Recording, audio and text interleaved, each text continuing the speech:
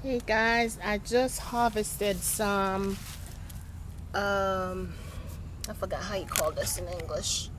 Malanga. Oh, I'm gonna make the best akra ever. It's so much fun. They are so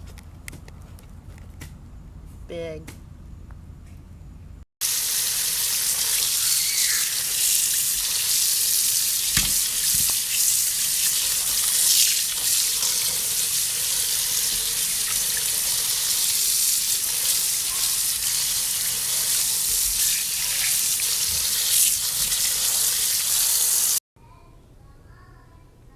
Here we go, guys.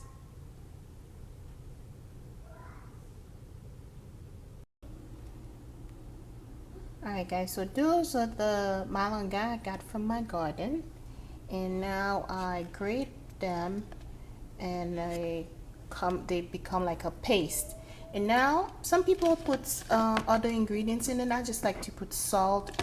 I'm gonna put a little bit of salt and pepper, and then I have the pot here. I'm gonna put some hot oil, and then I'm gonna fry it. All right, it's frying now. You want to fry it in medium heat. That way it doesn't burn on the outside and undercooked. So medium heat until you get a golden brown color.